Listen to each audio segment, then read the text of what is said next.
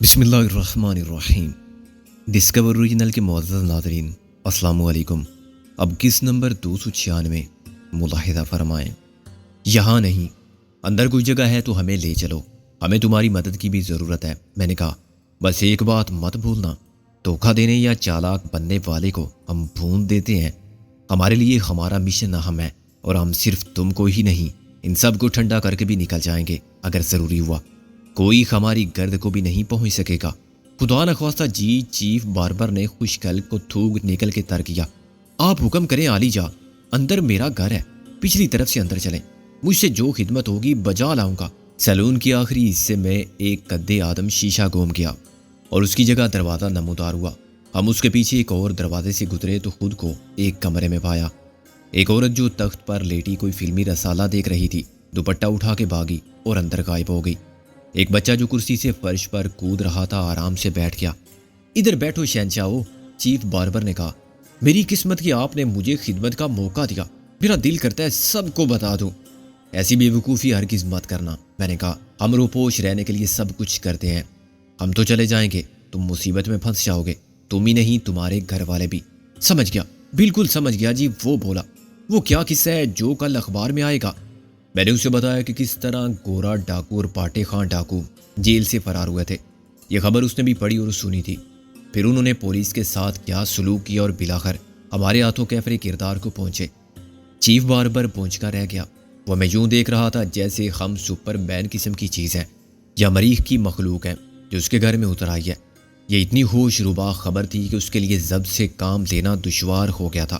وہ سارے زمانے کو چیخ چیخ کر بتانا چاہتا تھا کہ اسے کس کی میزبانی کا شرف حاصل ہوا ہے اور اسے کتنی بڑی تیل کا خیز خبر سارے شہر سے پہلے معلوم ہو چکی ہے۔ ہم نے اسے ڈرا کے چپ رہنے پر مجبور کر دیا تھا، لیکن مجھے لگتا تھا کہ ہمارے جانے کے بعد وہ پھٹ جائے گا۔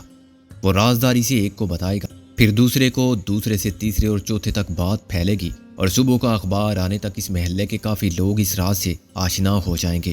یہ الگ بات ہے کہ ایک زبان سے دوسرے کان تک پہنچتے ہوئے خبر بدلتی جائے۔ ہر شخص زیب داستان کے لیے کچھ اضافہ کر لے اور صبح اخبار میں حقیقت اتنی ہی آئے جتنی چیف باربر جانتا تھا۔ تمہارا نام کیا ہے استاد جی؟ میں نے کہا۔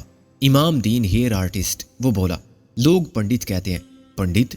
یہ کیا بات ہوئی؟ میں نے کہا، وہ جی میں کچھ ستاروں کی چال وغیرہ کے حساب سے ایسی باتیں بتا دیتا ہوں جو درست ہوتی ہیں۔ وہ خفت سے بولا، بس شوق تھا اور باتیں اتفاق سے درست ہوتی تھی۔ وہ تو ہے جی، ہم شغل کرتے تھے، ہوتا تو وہی ہے جو سونے رب کو منظور ہو، اور بندہ بشر کیا جانے غیب کا حال۔ وہ انسا، مگر جی تکا لگ جاتا تھا اور سچ ہو تو لوگ دوڑتے آتے تھے کہ پنڈت تو نے ٹھیک بتایا تھا، غلط ہو تو کسی کو میرا خیال بھی نہیں آتا تھا کہ میں نے کیا کہا تھا۔ کچھ لوگ مذاق اڑاتے تھے کہ بڑا پنڈت بنا پھرتا ہے۔ بس وہ پنڈت ایسا چلا کہ اب زیادہ لوگ پنڈت ہی کہتے ہیں، خلیفہ پنڈت۔ پھر تو ہم بھی پنڈت ہی کہیں گے۔ میں نے کہا، یہ بتاؤ پنڈت کہ ہمارے بارے میں تمہارے ستاروں کا علم کیا کہتا ہے؟ کیوں شرمسار کرتے ہیں شہنشاہو؟ اللہ نے آپ کو اتنی مشہوری دی ہے اور اتنے بڑے بڑے کام کرنے کا حوصلہ دیا ہے، آپ تو اس کے خاص بندے ہو، اس کی حمایت حاصل ہے آپ کو۔ ہمارا تو کچھ علم نہیں ہے، بس تکا لگ گیا تو واہ واہ۔ اچھا پنڈت، اب ہمارا مسئلہ سنو۔ میں نے کہا، تمہاری طرح جانے کتنے لوگ اس شہر میں ہمیں پہچان سکتے ہیں؟ ابھی تک ہمیں اندازہ نہیں ہوا تھا، ہم تو مزے سے گھوم رہے تھے، شاید کسی نے غور نہیں کیا، لیکن ہم ایسے نہیں پھر سکتے، کل کے بعد تو بہت مشکل ہوگا۔ ہم چاہتے ہیں کہ تم ہمارا اولیا بدل دو۔ ہم اندر آئے تھے ویگ لینے، تم ہمارے سر کے لیے ایسی ویگ لاؤ جو فٹ بیٹھے۔ فٹ تو جناب میں خود کروں گا۔ وہ دکان کی طرف لپکا۔ مجھے اس صورتحال سے خوشی ہوئی۔ میں نے کہا، میں بھی نہیں بتا سکتا میرا حوصلہ کتنا بڑھ گیا ہے۔ محسن بولا، اب ہمارے معاون اور مددگار بہت ہیں، ان کے مقابلے میں شکاری جتنے بھی ہوں کم ہیں۔ کل کے بعد اخبارات میں جو مہم شروع ہوگی اس کا بہت فائدہ ہوگا، ہم کو پبلک کی سپورٹ مل جائے گی، ہمارے لیے پناہ دینے والوں کی کمی نہ رہے گی، ہمارے مددگار اس ملک کے سب محب وطن ہوں گے، ان میں بڑے بڑے دل والے ہیں جو ہر طرح سے ہمارا ساتھ دیں گے۔ یہ تو ہمیں بہت پہلے کرنا چاہیے تھا۔ ہر کام اپنے وقت پر ہوتا ہے۔ میں نے کہا، ہم صحیح وقت پر صحیح کام کر کے پبلک کے سامنے آئے ہیں، آئندہ 2-4 دن میں ہمارا جو امیج بنے گا وہ ہماری سب سے بڑی فتح ہوگا۔ ہم جہاں بھی جائیں گے اس ملک کی عوام ہمارے ساتھ ہوں گے، ہم خود کو شناخت کرا کے بہت سے کام نکال سکیں گے۔ غالب سے کہنا ہے کہ وہ اپنے سب صحافی دوستوں کو اس مہم پر لگا دے۔ میں نے کہا، پولیس نے اور دلاور اینڈ کمپنی نے ہماری بہت عرصہ کردار کشی کی ہے، اب رائے عامہ کو ہمارے حق میں ہموار کرنے کے لیے ہمارے کارناموں کو خوب اچھالنا ضروری ہے۔ اسی وقت پنڈت آ گیا۔ اس کے ہاتھ میں 4 ڈبے تھے۔ یہ ولایتی وگ کا سیٹ ہے بادشاہو۔ اس نے ایک ڈبہ کھول کر کہا، شاہ تو شوقین مزاج استعمال کرتے ہیں، بڑے بڑے شہزادے میرے گاہک ہیں، اور فلم سٹار جن کا میں نام بتا دوں تو تیل کا مچ جائے، ان کے ہیئر سٹائل کی لونڈے کاپی کرتے ہیں، مگر ان کو کیا معلوم کہ یہ سب شوشہ ہے۔ اوپر تو نقلی بالوں کی سٹائل ہے، وہ کہہ مار کے انسا۔ بوڑھے گنجی سے جوان اور خوبصورت نظر آتے ہیں، آپ تو خیر سے خود بھی ہیرو ہو۔ اس نے ایک ایک ڈبہ کھول کے دکھانا شروع کیا۔ چیز تو لاجواب ہے استاد۔ میں نے کہا، لاجواب کیوں نہ ہوگی جناب، اصلی فرانس کا مال ہے، 700 میں پڑتی ہے اور 1500 میں آسانی سے نکل جاتی ہے، 2 بھی مل جاتے ہیں۔ ہم سے کیا لوگے؟ میں نے کہا، آپ سے لو جی، میں نے قیمت اس لیے تو نہیں بتائی تھی۔ وہ بڑے دکھی لہجے میں بولا، بے وقوف آدمی ہو جی، اس لیے روانی میں بات منہ سے نکل گئی۔ ہم مفت نہیں لیں گے۔ موسی نے کہا، ایسا مت کہو سرکار، آپ کو نہیں یہ نذرانہ میں اپنے وطن کو دے رہا ہوں۔ اگر آپ دشمنوں کے خلاف جنگ لڑ رہے ہو تو یہ میری طرف سے عطیات، تحفات، چندہ کچھ بھی سمجھ لو۔ خدا جھوٹ نہ بلوائے، 65 کی جنگ میں اپنی ساری آمدنی میں نے وار فنڈ میں دے دی۔ پنڈت اس ملک میں سکھ چین سے بیٹھ کے سارا سال کھاتا رہا، صرف اپنے لیے کماتا رہا۔ اب ملک اپنا حق مانگتا ہے، اپنی کمائی میں سے اس کو بھی دے۔ دیکھو نا جی، ماں اپنے بچے کے لیے کیا نہیں کرتی، باپ کتنی محنت سے کماتا ہے اور اسے کھلا پلا کے اتنا بڑا کرتا ہے، پھر جوان بیٹا صرف اپنے لیے کمائے اور سب خود کھا جائے۔ ادھر ماں باپ نے کبھی نہ مانگا ہو مگر ان پر سخت دن آ جائیں تو کیا بیٹا ان کے لیے کچھ نہیں کرتا؟ حلالی ہو تو ضرور کرتا ہے جی۔ بس جی، میں نے کہا کہ آج تک اس ملک نے مجھے پالا ہے، سال کے 365 دن میں نے کمایا اور خرچ کیا، اور 18 سال سے ملک نے کچھ نہیں مانگا تھا۔ اب 18 دن کی کمائی بھی اس کو نہ دوں؟ سال میں صرف 1 دن کی آمدنی بھی اس وطن کو پیش کروں جس میں مجھے عزت سے روزگار کے مواقع صرف اس لیے حاصل ہیں کہ میں اس ملک کا شہری ہوں؟ پھر جناب، میں نے 17 دن کی جنگ میں 1 دن کی کمائی اپنے پاس نہیں رکھی، اللہ کے فضل سے بھوکا نہیں مرا۔ آج پھر وطن کچھ مانگتا ہے۔ اس وطن کا مجھ پر، ہم سب پر بڑا قرض ہے، اس کا سود بھی میں ادا نہیں کر سکتا۔ سود تو حرام ہے پنڈت، میں نے کہا، مگر تمہارے جذبات بے حد قابل قدر ہیں۔ جب وقت آئے گا تو وطن کے لیے اپنا سب کچھ قربان کر دینا، مگر ابھی نہیں۔ ہم اس وقت چندہ نہیں لیں گے، نذرانے اور عطیات مستحق لوگوں کو دینا۔ پتہ نہیں جی مستحق کون ہوں گے، وہ مایوسی سے بولا، اور وہ وقت کب آئے گا؟ اس نے ایک ایک وگ کو ہمارے سر پر سیٹ کیا۔ پہلی وگ ایسے بالوں کی تھی جیسے افریقی اقوام کے سروں پر نظر آتے ہیں، سخت کھڑے ہوئے اور گھنگریالے، انتہائی گھنے اور گھونسلے کی طرح نظر آنے والے۔ اس وگ کے ساتھ اگر ہم منہ پر سیاہی مل دیتے تو بالکل نیگرو نظر آتے۔ یہ وگ یقیناً بہت کارآمد تھی اور ہماری ظاہری صورت کو اتنا بدل سکتی تھی کہ ہم خود ایک دوسرے کو شناخت نہ کر پاتے۔ اس وقت میرے ذہن میں پہلی بار خیال آیا کہ نام تو میں بدلتا ہی رہا ہوں اور کسی کو اپنا نام کچھ بھی بتایا جا سکتا ہے، صورت بھی میک اپ سے 12 بدلی، مگر یہ ہو سکتا ہے کہ آئندہ کسی مشکل مرحلے میں مجھے نام کے ساتھ صورت، قومیت اور شہریت بھی بدلنا پڑے۔ اس ویک کے ساتھ میں سوڈانی مسلمان بن سکتا تھا، ویسٹ انڈیز میں جمیکا سے تعلق رکھنے والا امریکی سیاہ فام باشندہ بن سکتا تھا، اور ان مخصوص خطوں کے رہنے والے الگ شناخت رکھنے کے علاوہ ہندوستان، پاکستان سے نام کا بھی واسطہ نہیں رکھتے۔ دوسری وگ سفید بالوں کی تھی اور میچنگ داڑھی مونچھوں کے ساتھ ہم بالکل بوڑھے نظر آتے۔ شخصیت میں ظاہری تبدیلی کے دیگر اسباب یعنی لباس، چشمہ، چھڑی یا آلہ سماعت آسانی سے دستیاب تھے۔ اصل چیز بال ہیں، جو نقلی ہوں تو پہچانے جاتے ہیں، مگر یہ وگ ایسی نہیں تھی۔ امام دین خلیفہ عرف پنڈت نے دونوں وگیں ہمارے سروں پر فٹ کرنے میں 1 گھنٹہ صرف کیا اور ہمیں یہ سمجھایا کہ ضرورت پڑنے پر ہم اسے کس طرح ہٹا کے دوبارہ اسی طرح لگا سکتے ہیں۔ اسی دوران میں اندر سے پنڈت کی گھر والی نے چائے کے ساتھ گرم پکوڑے، مٹھائی اور سموسے ارسال کیے۔ رات کے 8 بجنے والے تھے اور ہم نے ابھی تک ٹیکسی کو روک رکھا تھا۔ اس میں ہمارا سامان بھی بھرا ہوا تھا۔ چنانچہ ٹیکسی والے سے سودا ہو گیا تھا کہ ہم اسے 100 روپے گھنٹہ دیں گے، یہ اس کی توقع سے کہیں زیادہ تھا۔ اب تک اس حساب سے اس کے 250 بن گئے تھے اور میرا اندازہ تھا کہ منزل کے گھر سے ہو کے ہم اپنے ٹھکانے پر پہنچتے اس کو 4 سرو ضرور دے سکیں گے۔ عام حالات میں ٹیکسی والے کے لیے یہ 2 دن کی کمائی تھی، چنانچہ وہ مطمئن ہی نہیں، خوش بھی تھا۔ میں نے پہلا گرم پکوڑا منہ میں ڈالا ہی تھا کہ باہر دکان میں سے کسی کے زور زور سے بولنے کی آواز سنائی دی۔ کہاں ہیں وہ دونوں؟ کسی نے چیخ کر کہا۔ یہ آواز اور لہجہ دونوں اجنبی تھے۔ کون دونوں؟ کسی ملازم نے چلا کے کہا۔ پھر یوں لگا جیسے کسی نے گالی کے ساتھ ایک تھپڑ مارا ہو۔ کرسی یا میز کے گرنے اور شیشہ ٹوٹنے کی آواز کے ساتھ ہی شور بلند ہوا۔ دکان کے دیگر کاریگر بیک وقت چلا رہے تھے اور گالیاں دے رہے تھے۔ ایسا لگتا ہے کہ کسی گاہک سے جھگڑا ہو گیا ہے۔ پنڈت ایک دم اٹھا، میں نے اسے ہاتھ سے پکڑ کر کھینچا۔ ٹھہرو، یہ معاملہ مجھے کچھ شور لگتا ہے۔ باہر ایک فائر ہوا اور کوئی چیخ مار کے بلبلایا، دروازے پر نظر رکھو، اندر مت آنے دو کسی کو، اندر پردہ ہے، تم اندر نہیں جا سکتے۔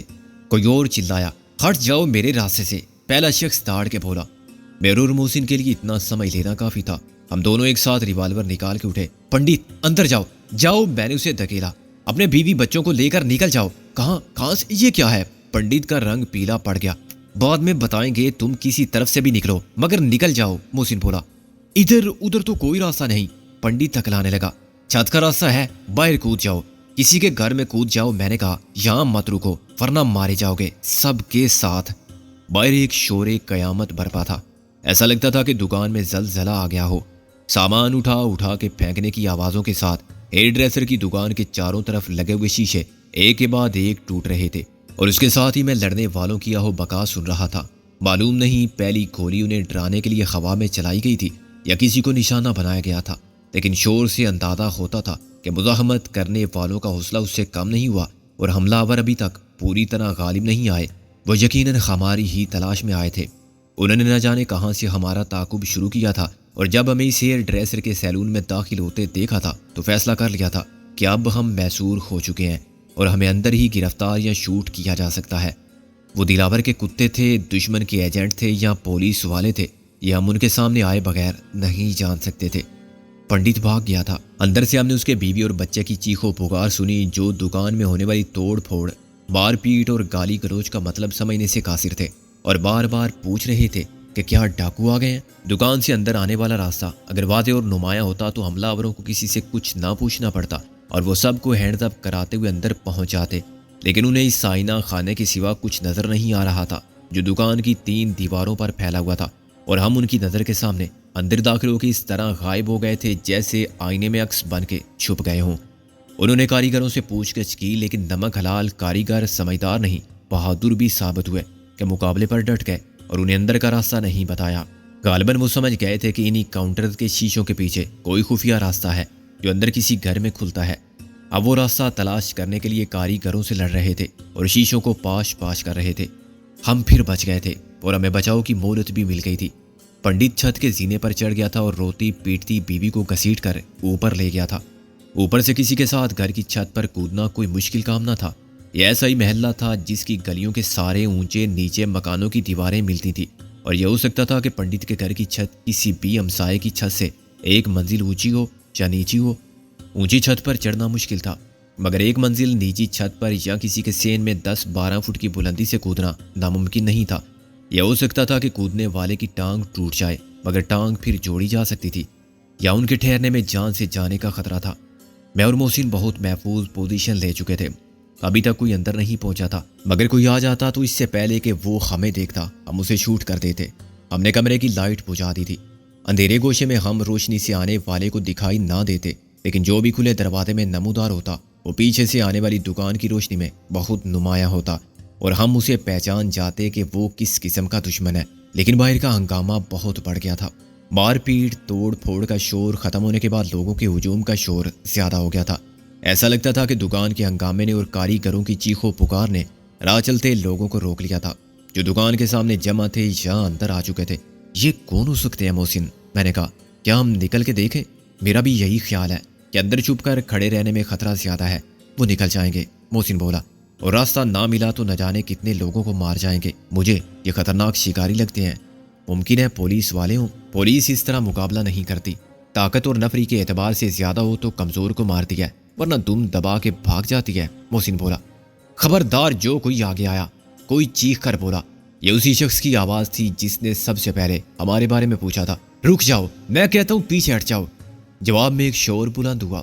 بہت سے لوگوں نے انہیں ماں بہن کی گالیاں دے کر کہا کہ وہ ایسی تیسی کر دیں گے۔ اس کے ساتھ ہی مسلسل فائر ہوئے اور لوگ بھاگے۔ بھاگتے قدموں کی آواز یوں سنائی دے رہی تھی جیسے گائے بھینسوں کا بدحواس ریوڑ فرار ہو۔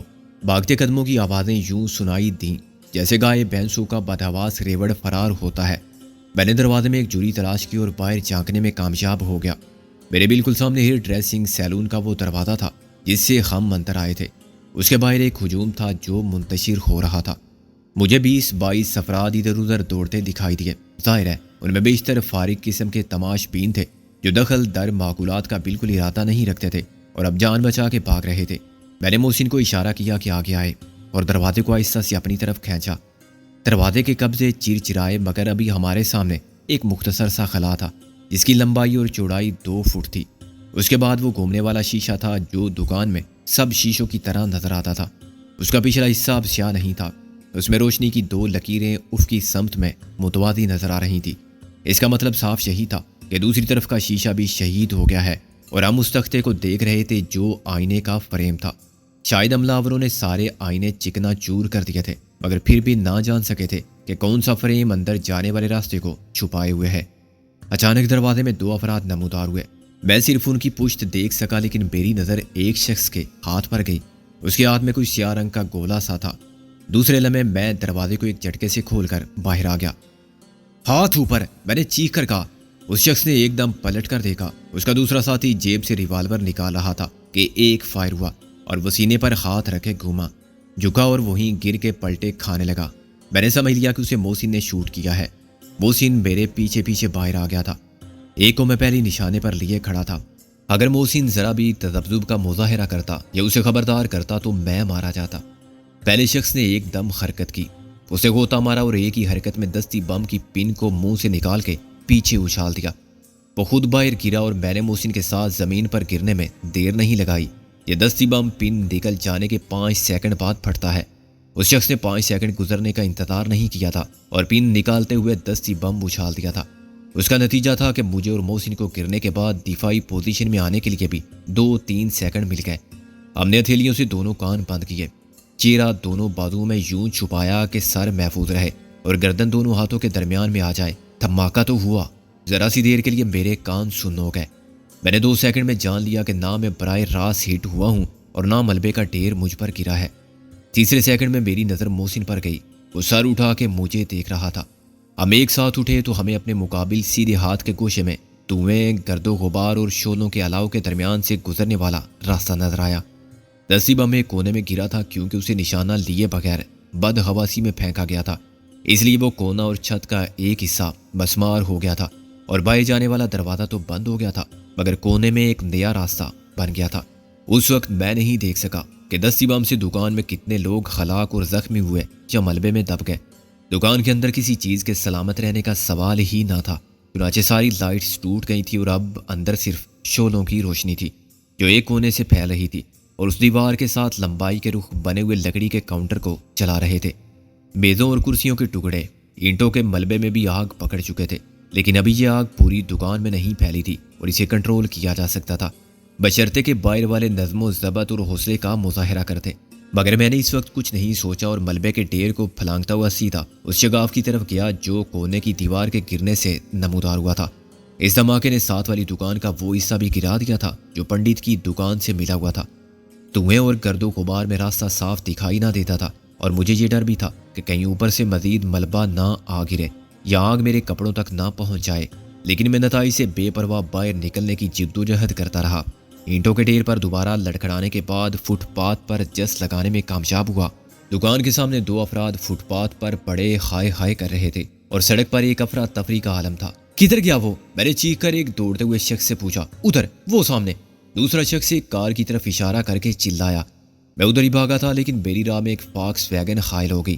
صرف ایک بار میری نظر کار کے ڈرائیور پر گئی۔ وہ کوئی شریف صورت پڑھا لکھا آدمی تھا جو اس منظر سے خوفزدہ ہو گیا تھا۔ اسے راستہ ملتا تو وہ فوراً بھاگ جاتا مگر میں نے اس کو دروازہ کھول کے آگے ہونے کو کہا تاکہ میں اس کی جگہ لے سکوں۔ ادھر، دوسری سیٹ پر، آگے، میں نے ریوالور سے اشارہ کیا۔ کیا؟ وہ چلایا۔ تم ایسا نہیں کر سکتے، تمہاری۔ میں نے ایک گندی گالی دی اور اسے ایک جھٹکے سے باہر کھینچ کر سڑک پر گرا دیا۔ میں نے دروازہ بند کرتے ہی محسن کو دیکھا۔ وہ شاید میرے ساتھ ساتھ تھا اور میں نے گاڑی آگے کھسکائی ہی تھی کہ وہ دوسرا دروازہ کھول کر چلتی گاڑی میں میرے ساتھ بیٹھ گیا۔ کھلا دروازہ ایک شخص سے ٹکرایا اور وہ جھٹکے سے دور جا پڑا۔ پھر محسن نے دروازہ بند کر دیا۔ کار کا مالک سڑک پر گرتے ہی اٹھا اور میرے پیچھے دوڑا۔ بدماش، میری کار، ارے پکڑو! وہ چلانے لگا اور اس نے کھڑکی کے قریب آ کے اسٹیئرنگ کو پکڑنے کی کوشش کی کیونکہ ابھی کار کی رفتار زیادہ نہیں ہوئی تھی۔ میں نے اس کے سر پر ریوالور مارا اور اس کی چیخ سنی۔ وہ گر کے پیچھے رہ گیا۔ میری نظر اس کار پر تھی جس کی طرف ایک شخص نے اشارہ کیا تھا۔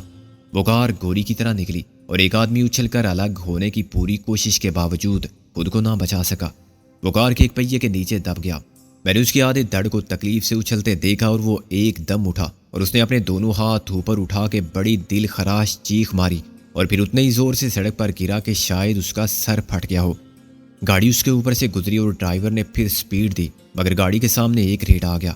گاڑی نے گھوڑے کو ٹکر ماری، گھوڑا اچھلا اور ہنہنا کے پلٹا، نیچے گرا اور لاتیں چلانے لگا۔ غالباً گاڑی نے اس کی گردن توڑ دی تھی۔ لوگ ادھر ادھر بھاگ رہے تھے، چنانچہ مجھے خود بخود راستہ مل گیا۔ وہ بدماش اس کار میں فرار ہو رہے ہیں۔ میں نے محسن سے کہا، ایک تو وہیں رہ گیا مگر اس میں بھی کم سے کم 2 افراد ہیں، ایک ڈرائیور ہے اور دوسرا دستی بم پھینکنے والا۔ وہ تو مارا گیا جو دکان میں گرا تھا، محسن بولا۔ اس کا ریوالور میں اٹھا لایا ہوں۔ میری نظر اس گاڑی پر تھی جو اب رفتار پکڑ چکی تھی۔ اس کی جیب میں سے کچھ اور ملا نہیں، مگر یہ ریوالور انڈین ہے، فوجی ساخت کا، محسن بولا۔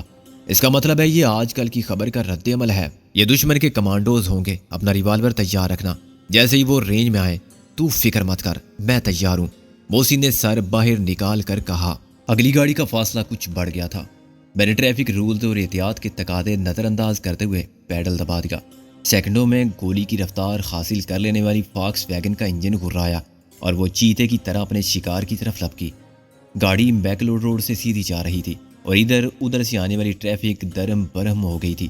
غنیمت تھا کہ ہم پاکستان میں تھے، ورنہ اب تک نہ جانے کتنی ٹریفک پولیس کی گاڑیاں ہمارے پیچھے لگ چکی ہوتی اور خود پبلک میں سے ذمہ دار افراد ہمارا تعاقب کرتے، مگر یہاں عام لوگ جان بچا رہے تھے اور جہاں بھی کوئی ٹریفک پولیس کا نمائندہ چوک کے درمیان بیزاری کے عالم میں ہاتھ ہلا رہا تھا یا سڑک کے کنارے ہاتھ باندھے رونق بیلا دیکھ رہا تھا تو اس نے فقط سیٹی بجانے پر اکتفا کیا۔